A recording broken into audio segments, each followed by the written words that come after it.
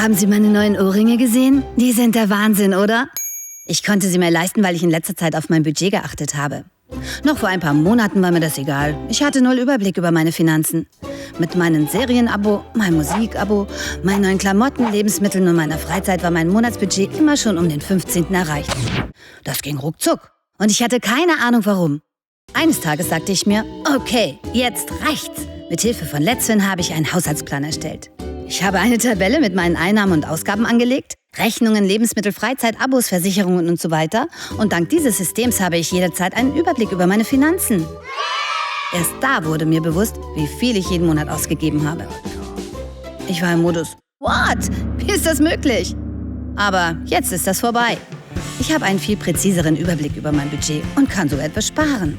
Mit ein paar einfachen Maßnahmen wie dem Vergleich von Einnahmen und Ausgaben oder einfach einen Monat mit der nächsten Shoppingtour zu warten, gebe ich nur noch so viel aus, wie ich einnehme. Und jetzt ist alles gut. Keine bösen Überraschungen mehr. Probieren Sie es aus.